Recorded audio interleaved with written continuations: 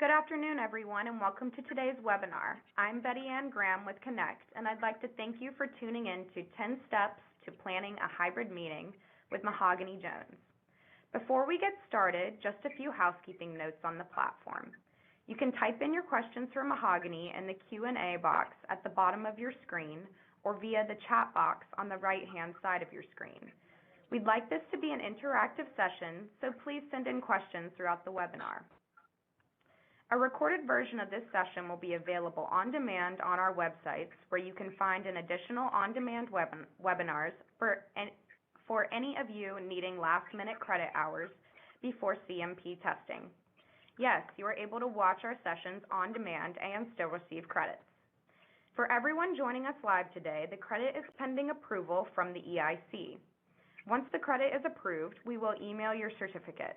For any of you future viewers watching this session on demand and not live, please email my coworker, Camille Moore, directly at cmoore@connectmeetings.com to receive your certificate. I'll share more information about your upcoming webinars at the end of the program, but let's go ahead and get started. I'd like to thank Providence Warwick for sponsoring today's session. They have provided a video to share about here in Providence, Rhode Island.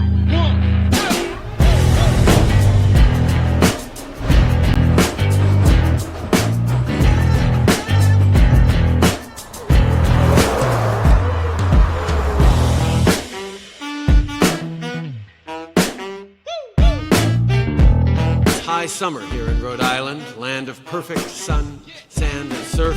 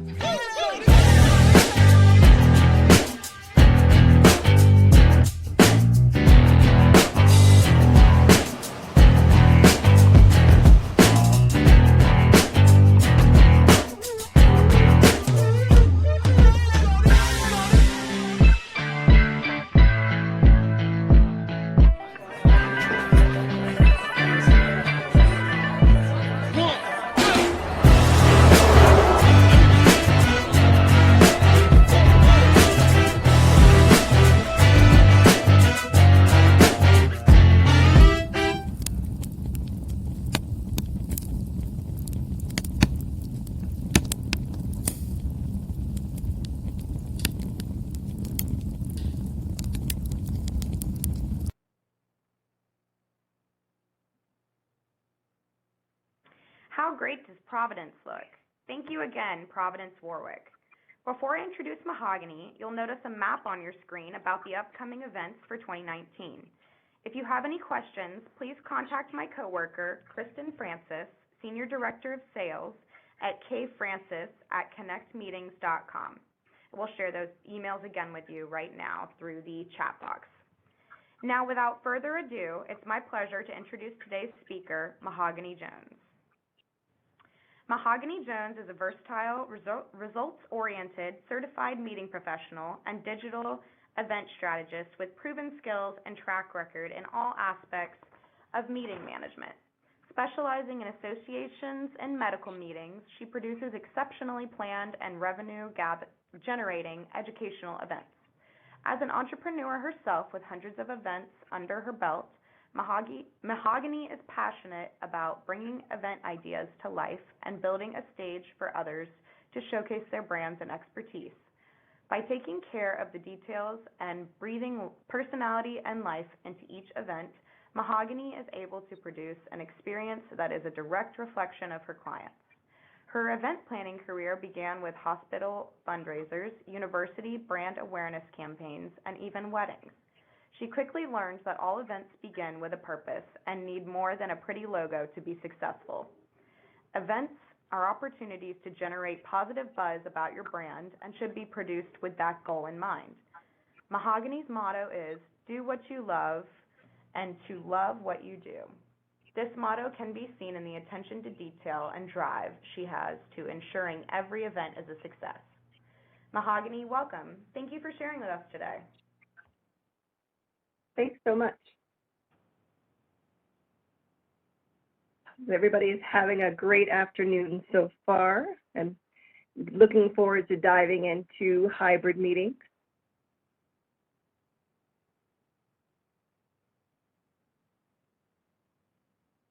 I guess I will wait for the transfer of the controls to go to the next slide.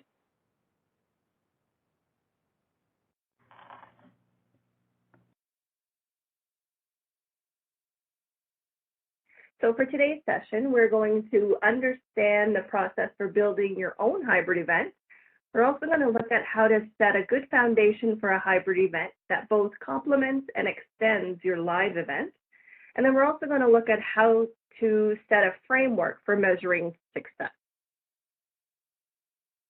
So to get us started and to have an idea of who's in our audience,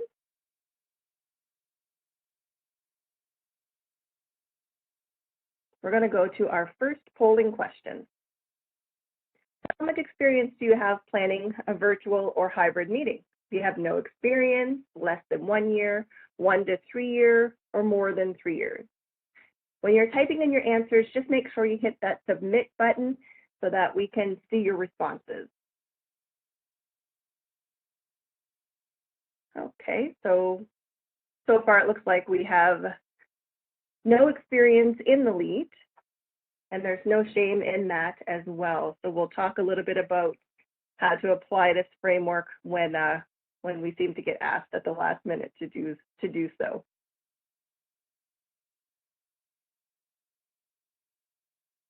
And now we're going to move on to our challenging question of the day.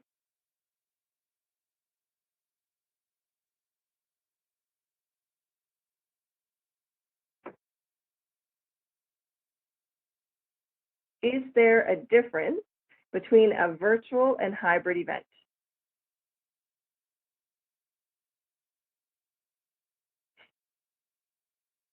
This is a trick question. So just remember to hit that submit button. Okay, looks like 8 of you said there is a difference and 2 of you are unsure so far.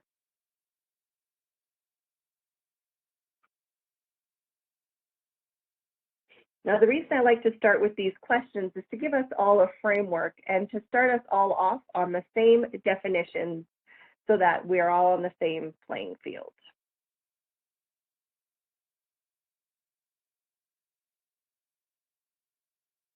So when we look at a virtual event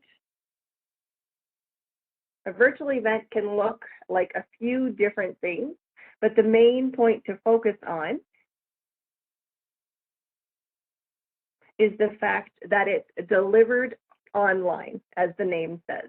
So we have 3 different ways to look at a virtual event. You can look at it from a virtual attendee is viewing from their office or home, or a webinar like you are in right now.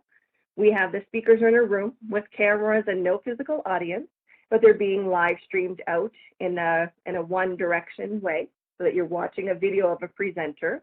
And then you also have the option of a virtual attendee who is viewing the presentation and the speaker. So this platform, for example, does have the capability to run a video of the speaker, as well as the slides that you're seeing in the main screen.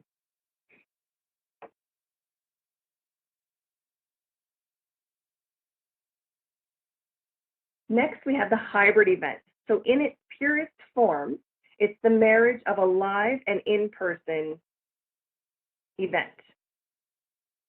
And then producing a hybrid event, in my opinion, is truly creating an extension of the in-person experience. It's something that enhances what we're already doing versus adding additional components to it. So when you look at a hybrid event, there's also a few different considerations for that as well. You could have a hybrid event that is connecting remote office locations to a main event. You see this a lot with organizations like Google and Yahoo and a lot of the AV companies, even in our industry, who host one main town hall meeting, and they bring all of the different remote locations together via hybrid. There's also an option to include a remote speaker. How many times have we had speakers not be able to show up for their events or flight cancellations or different things like that where you've had to Skype in a speaker to a session. There's also connecting multiple sites to a broadcast studio. So you start to see that a little bit more when people want to mitigate the risk, which we'll actually touch on a little bit later. So we as meeting planners, we're natural collaborators, or at the very least control freaks who always are ready to take on one more thing. But for whatever reason, we seem to be a little hesitant when it comes to producing a hybrid event, or when somebody says we want to just produce a Facebook Live or a YouTube Live. There seems to be a little bit of contention or fear when it comes to that. So we won't go too in-depth into the actual technical requirements on this webinar, but we are here to arm you with the basic understanding of what it takes to produce a hybrid meeting, and we'll also arm you with the knowledge needed to ensure that there is no overwhelm when we as planners are asked to produce a hybrid meeting. So why now? Why the need to go hybrid? So a lot of times we're tasked, again, like we said, with exploring new opportunities. Maybe it's a fear of missing out. Maybe you want to offer these options to your attendees so that they attend in the next year. What about keeping up with your competitors? A lot of times we see that we're producing hybrid events because our competitors are doing so, or our Canadian or American counterparts in our associations are also doing that. So we're starting to see the hybrids pick up just so that we stay in pace with our competitors. What about budget cuts? Things like travel budgets have been cut for professional development. So how can you still deliver that same content if we can't get everyone to the same spot?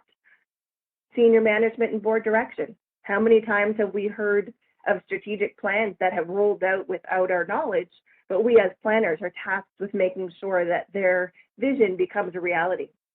And a national reach, which I think is actually one of the main reasons why we started to see this rise in hybrid meetings, is to extend the reach for associations and organizations with a larger reach, wanting to make sure that everyone who is a member or everybody part of their organization has access to the same content. I know a lot of times one of my first reasons that I had to produce the hybrid meeting back in 2004 was because my board had actually received a copy of a study from a Canadian medical conference who was able to actually increase the revenue by 50% simply by offering a hybrid model. So I quickly had to learn how a hybrid event can be produced, which brings us to step one. You want to start with your objectives. The same for an in-person event. The planning must begin with your mission and/or objective. So what is the goal of your event? Are you a national association looking to extend your reach, like I said? What about offering continuing education units? Are you looking to add additional revenue? Are you looking to identify your goals and objectives that'll make sure that you're on your way to producing these hybrid events? The same can be said for increasing brand awareness. Do you want to be seen as a leader of your industry? Are you looking to capture the content of your event to sell later? So when you guys think about your events, do your events that you're producing right now have identified objectives? If they do, I would love to see a 1 in the chat. If the events that you're producing for your organization do not have identified objectives, go ahead and type a 0.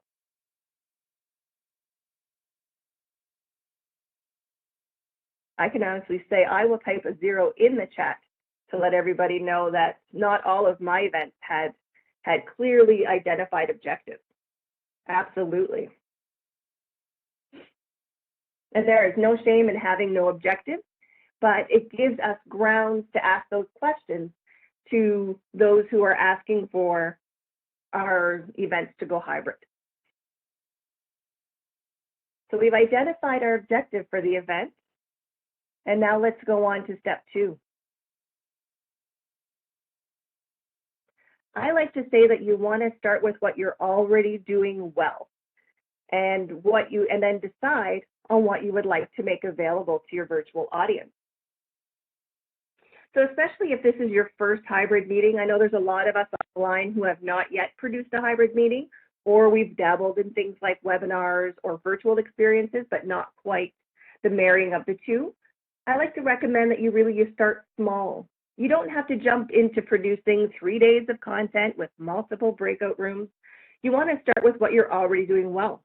So are you streaming your entire conference? What about general sessions or educational workshops? Is your conference well known for high-end keynote speakers that you bring? What about why not stream that to drum up some interest in the industry? Do you have someone at your event who has star power to attract an expanded audience? Just as the on-site audience will pay to see a celebrity or an influencer in the industry, why not offer that to your virtual audience as well? So I've had the pleasure of producing a Canadian legal conference, and every year they deliver a legal update that's only given at their conference. That is actually what they used to launch their very first hybrid event, and they live streamed this legal update that now allowed the full Canadian market to watch the update, whether they were in person or not at the conference.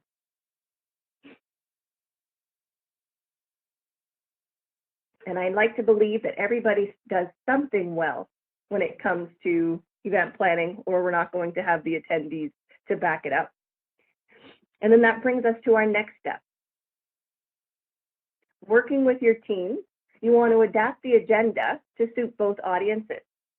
So agenda considerations include the timing of the event.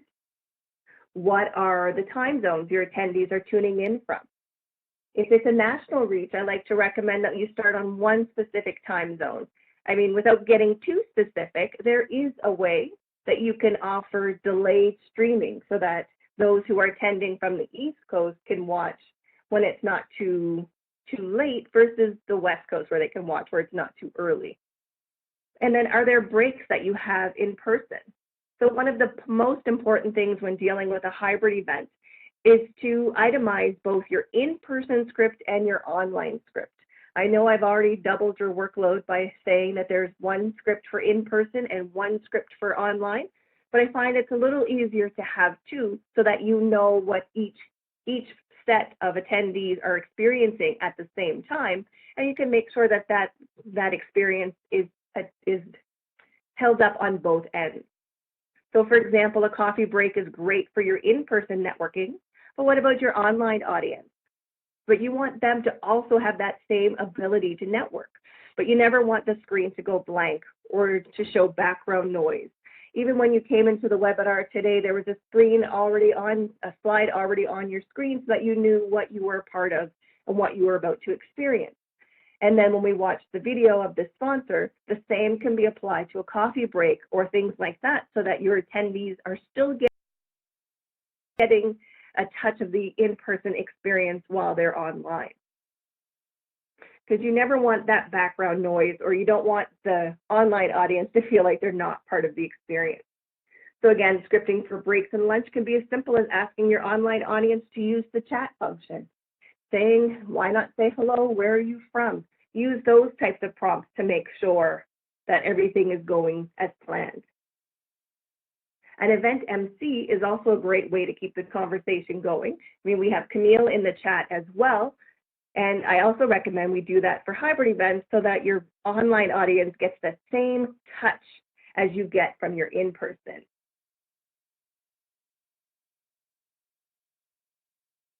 And that brings us to step 4.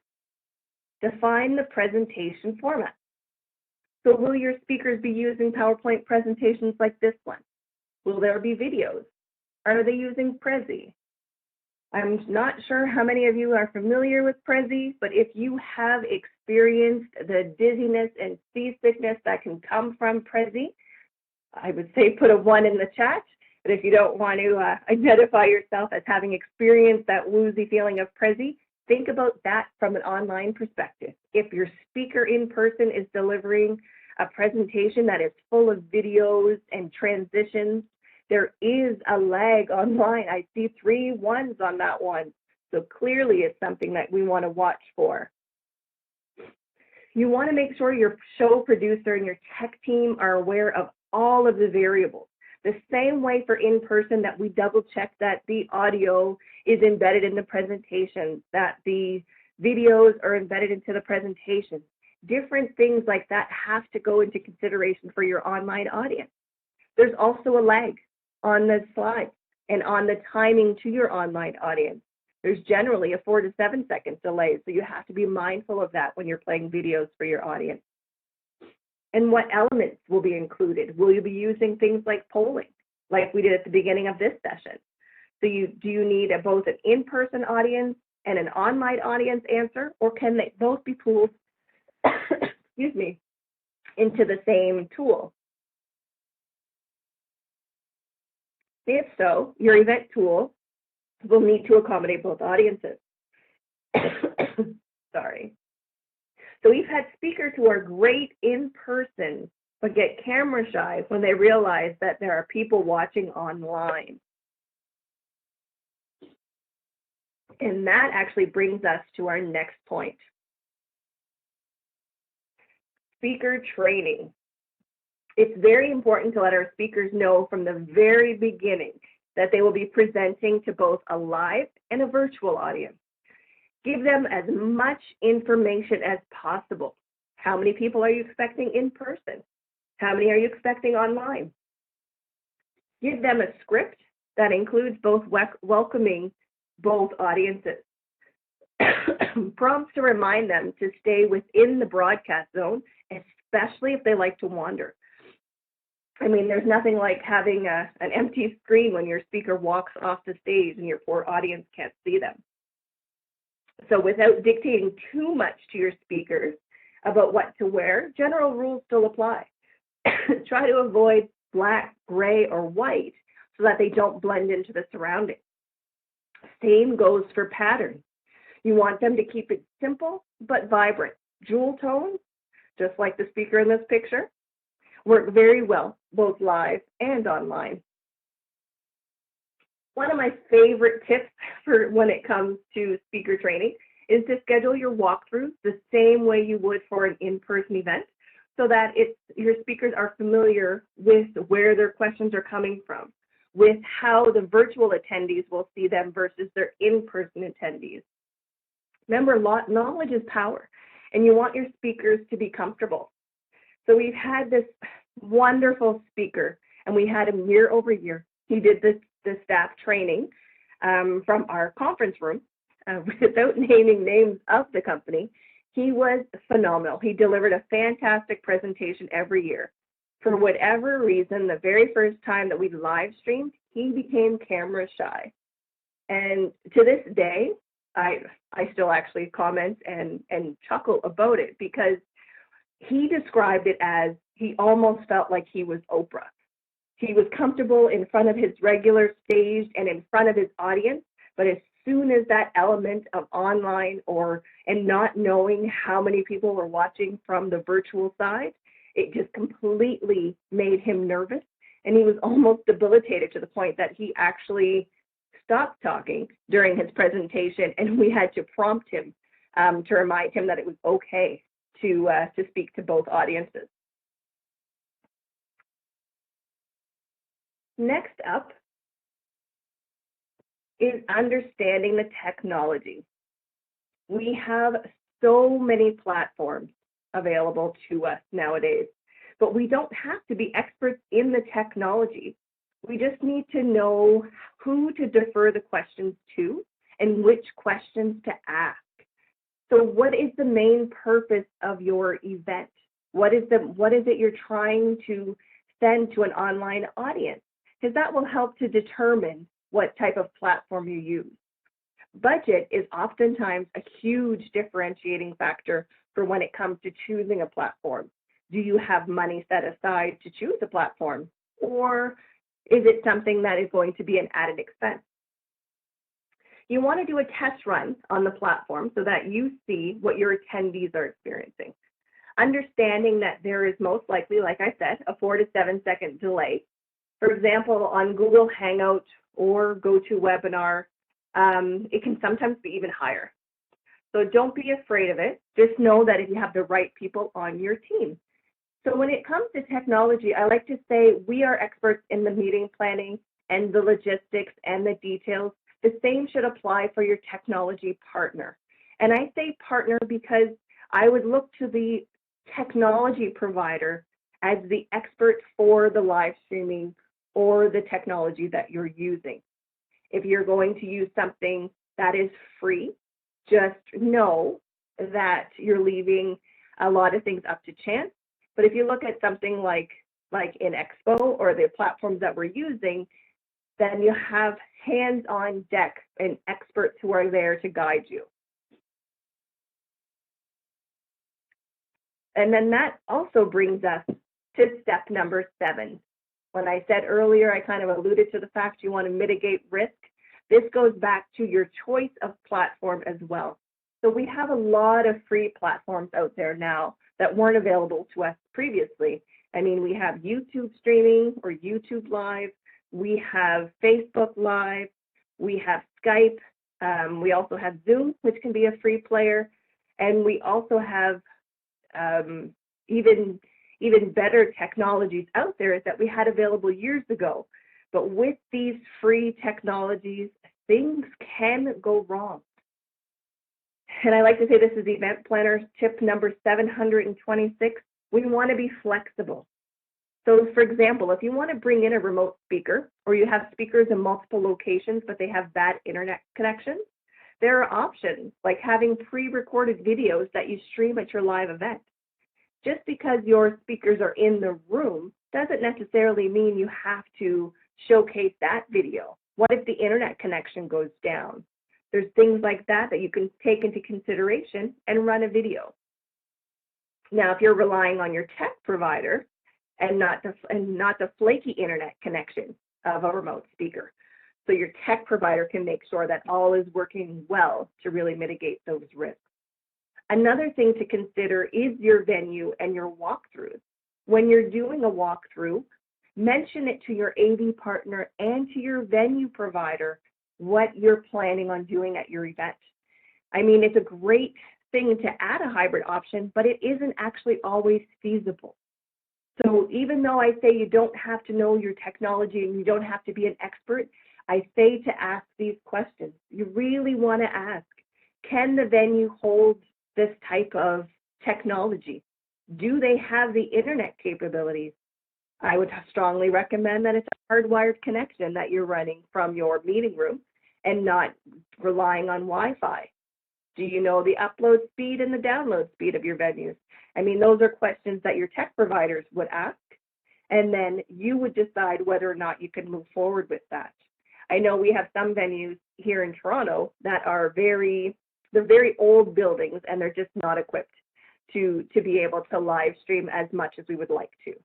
I mean, how many times have we tried to run a point of sales from certain venues and the internet just doesn't connect?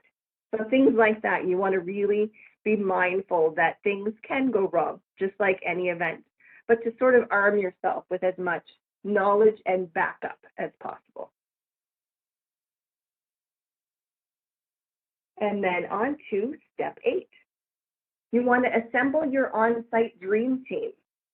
In an ideal world, every live event has a team member assigned to each meeting function, from registration to audio-visual to food and beverage monitoring. Now, I do know that we have a lot of departments that are meeting planners of one who handle all of these details, but that's why I say in an ideal world, we would have somebody identified to handle each function. The same would apply to your virtual event. Things like having a virtual MC online is a great way to make sure everyone stays connected. And to give you a heads up, that virtual MC should actually be in the in-person room so that they have a pulse of what's happening both in person and online. So when things like we're going overtime on a speaker or overtime on a break, the virtual MC can let the online audience know that we'll be coming back to you shortly because we have a slight delay. So leveraging the in-person location, like I said, is making sure that everybody is updated in real time. So for example, too, if the feed's cut out, the person in the in-person room will know that the online feed has cut out, but then they can let them know in the chat that we are still working on the problem or that we're going to fix something. And then the person is also able to let audiences know when there's delays in the agenda or agenda changes. And how much should we actually charge for an online event? A lot of times we see a rise in free virtual events for the most part. So you pay to attend in person, but you don't pay to attend the virtual component. But that is purely a decision to be made by your organization. So if you charge a fee for your conference or your annual meeting, you want to determine how the online presentation will be priced compared to the in-person audience. Like I said, there's many schools of thought that the online should be free, but only you can decide what works for your budget. I've seen it work well where the online registrations are covered by sponsorship. I mean, the webinar today is free according to, based on our sponsorship and the availability for things like that, but it doesn't mean that you have to offer it for free. Like I said, I've also seen medical conferences charge the exact same price for the online content based on the number of credits the physicians were about to receive. So there's different models to consider, but I like to say just start with your budget and see what you can bear. One of the biggest tips I like to share when it comes to pricing an audience, have a look at the technology that you already have.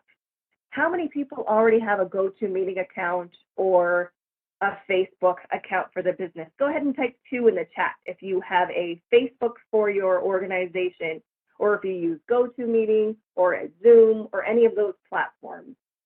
So just to let us know what's already there, because using those platforms to deliver your hybrid event can save you a lot of money. It doesn't mean you have to go out and get a new platform. Also, how many people are already recording your content? If you're already putting a camera in the room, that's something to consider. It's avoiding adding all of these additional costs, but still being able to deliver a hybrid format. And to be realistic and to be fair, if you're offering a Facebook Live of your sessions, and you're putting your Facebook Live on your website, which is also doable, it's more forgiving than a lot of the other platforms. These new technologies and even free technologies are making way for us to have the ability to play without having to be 100% polished.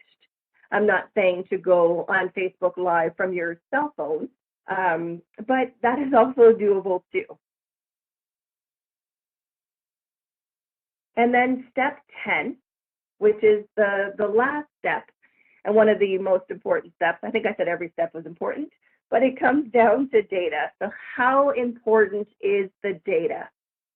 Make sure that you survey both your in-person and online audience. And you want to understand the reports of your online audience. Did they enjoy attending online? How long did they watch for? A lot of the platforms nowadays can actually tell us when somebody is hiding their screen, if it's no longer in the forefront while they're watching. I know in medical education, you have to watch for a certain amount of time to even be considered for the credit. So how can your platform accommodate that? And then also ask the question is, how likely are they to attend in person next year? In my opinion, and through the amount of research available online, having a hybrid option actually increases your chances of higher attendance in the next years. The people who attend online are really only getting a taste of that true in-person experience. And with that leaves, again, the fear of missing out, or as I guess the millennials are calling it, JOMO, the joy of missing out. They watched how much fun that their counterparts or their colleagues had, and they too want to take part in that the next year. So we've seen an increase in in-person attendance based on offering a hybrid option. And then you want to determine what success looks like. I know I said you want to measure at the very beginning. When you look at your measurements for success, a lot of times it's usually the numbers. It's realistically, we had this many attendees online. We had this many attendees in person. But I'd like to challenge you to think about it a little differently in that, did you increase the number of registrations overall, or did your numbers stay the same? I know for one of our conferences, the metric that we actually used were the amount of attendees who said they could not attend in person who then turned around and registered to attend online. And when we dug a little deeper into why that was, it was because different organizations had cut the travel budget for a team. So I know we had one department who usually sends 12 people to our conference, and they only had budget for 3. And what we did is we extended them an online license, and they paid for the additional registrants to attend online. They all received the same educational content, and then we were able to keep those registration dollars. And where can you go to get more information about hybrid meetings? There is the Digital Experience Institute. That is actually the DES certification that you see on a lot of our names. They actually certify us in digital event strategy and how to produce these. There's also the MPI Hybrid Meeting Solution. And one of my favorite resources, I will have to say, are the AV suppliers. They are the ones that are tapped into the technologies. Ask them the questions. Let them know what your true vision is and say, this is what my budget is and how can you help me to meet these goals and objectives. A lot of times we are already spending a large amount on AV, and it's merely a matter of adjusting our staging, pricing, and our lighting and things like that to allow us to accommodate this new vision of going hybrid. There's also, I say my company, companies like Event Specialists, but there are a lot of meeting planners out there. Don't hesitate to use the network. I've been to the Connect Marketplace, and we are now all connected. There's quite a few of us after the fact, and we literally just email each other and say, hey, this is my current challenge. Don't hesitate to reach out to your fellow colleagues and say, this is what I'm trying to do. Have you experienced?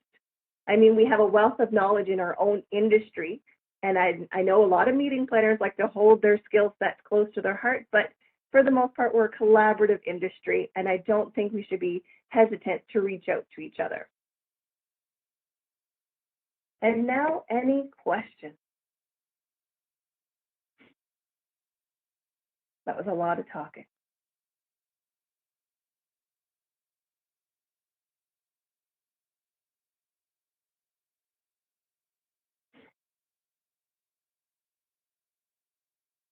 I saw one question from somebody is referring to their webinar experience, and webinar experience is exceptional in that you're already halfway there. One of my other favorite examples for what a true hybrid should look like or can look like would be to take something like a sporting event, so a basketball game or a hockey game. You have your in-person audience who is experiencing the sporting event live. They are in the stadium. They can see the sweat on the players, and they can hear the announcers giving the play-by-play. They hear the music. And then you have the online audience, or those watching on TV, who are experiencing the exact same game. They may not have the hype and the noise around them, but they still have the same announcers announcing what's happening in the room. They're still getting the play-by-plays from the floor. And for that shows you that each is experiencing exactly what they're supposed to experience, and they're really enjoying that.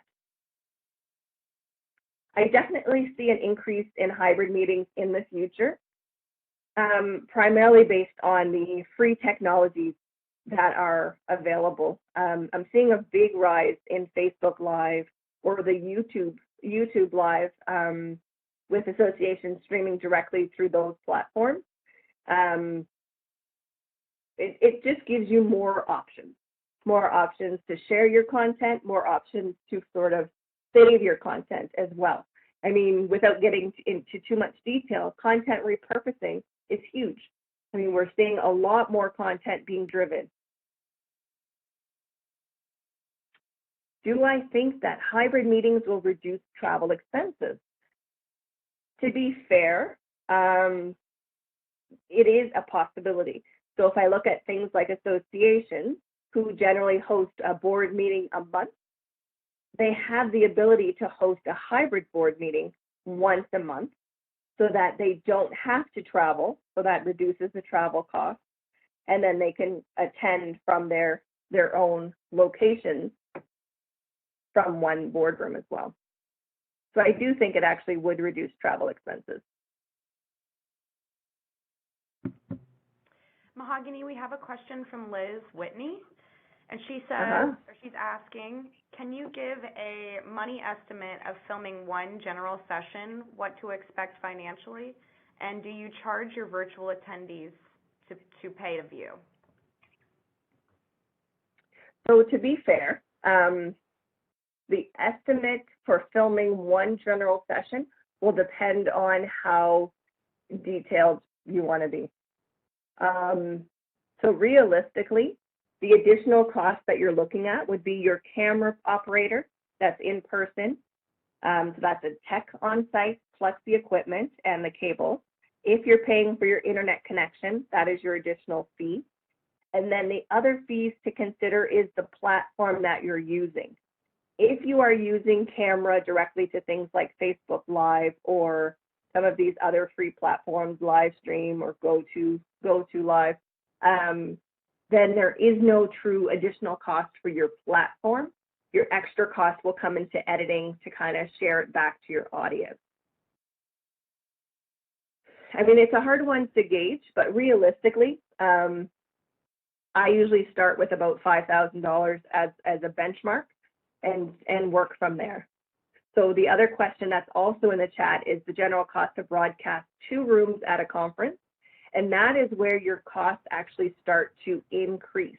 The more rooms you add is the more tech you're adding and the more manpower you're adding.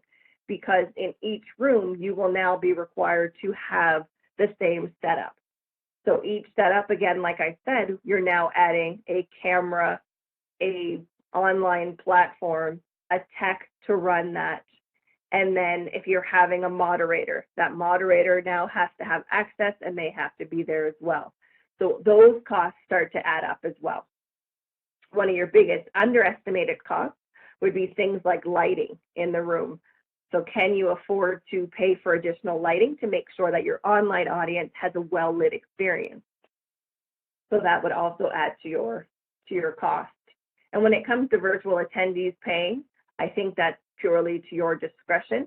I do think we are in an economy that we're used to paying for experiences.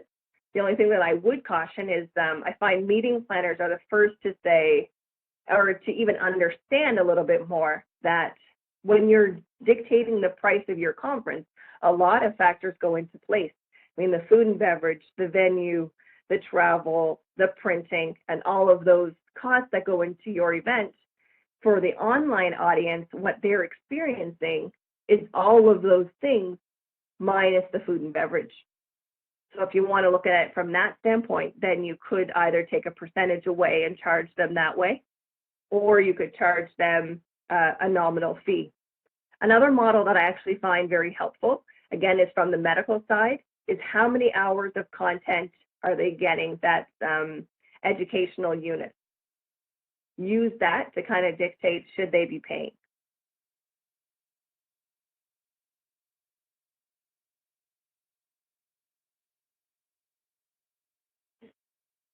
How many of you are planning to host or to produce a hybrid event in the next 6 months?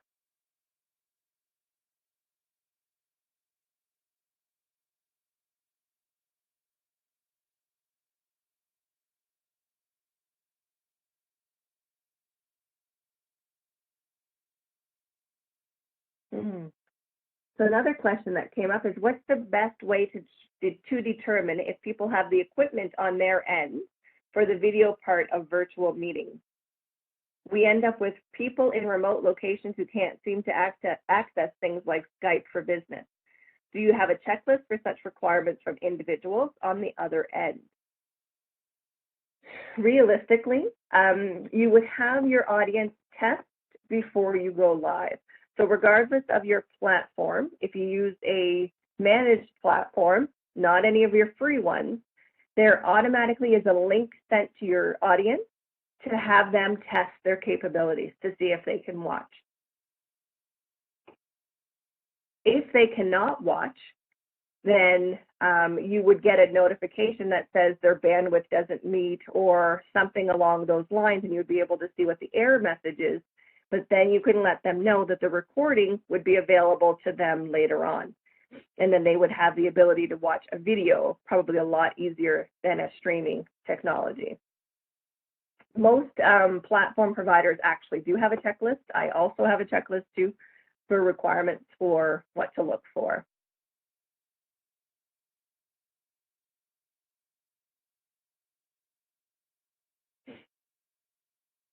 I see a few of you are planning one in the next year. That's very exciting. I know my first one was a little stressful. We actually live streamed 6 hours of content, and the online audience actually said nothing. There was no interaction in the chat or any of those online features. And the only reason we knew everybody was still watching, all 64 of them, is because the stats on the platform actually showed us that it was still front and center and they were watching the content. They just were not interested in chatting to each other, which was very surprising because us meeting planners, as you can see, we like to chat in the chat room. So how do I sell the idea of hybrid meetings to an international organization that places a high value of face-to-face communication and interpersonal relationships? This actually comes up a lot. The same way you have to sell meeting changes or technology or setup that you want to implement, you really have to sell the benefits of what a hybrid meeting can do for the organization. So valuing face-to-face communication is great, but there are also ways to do face-to-face communication online without losing that interpersonal relationship. Being able to have video on the screen for your participants is also a huge option. Or you start small and you bring in things like a broadcast location to augment your already in-person audience. So have people in one room so that they get the same interpersonal feeling that your face-to-face audience is getting. For me personally, I would say it also comes down to selling what it is you want to accomplish. So how do you plan on making sure that the communication is received the same way for your online audience as your in-person? Write it out. Show what engagement strategies you're going to use to keep your audience engaged. Show how you're going to make sure that your online audience gets that same touch and feel as the in-person audience is getting. Really map out a strong strategy and a plan so that everybody can be on board with that vision and really support your idea. The same way is for adopting any new technology. You really have to shine and showcase the benefits, and then perhaps even approach it from a pilot project standpoint. I mean, how many times have you seen inaugural pricing or inaugural year on things? It doesn't mean they're tied to it in the future. It means they're testing something. I hope that answers your question.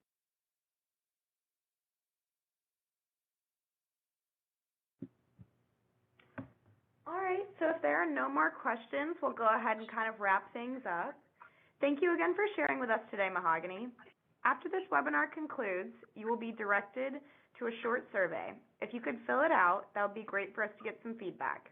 You can learn about Connect's past and upcoming webinars on all of our websites listed on your screen now. For everyone joining us live today, the credit is pending approval from the EIC. Once the credit is approved, we will email you your certificate. Again, if you're watching on demand, please email my coworker, Camille Moore, for your certificate. It will not come to you automatically. If you have any questions, please email her at cmoore@connectmeetings.com. We hope you'll join us again December 13th at 2 p.m. Eastern Time for an informative session on contract negotiations with Connect speaker Lisa Devlin. Thank you all for joining us and have a great day.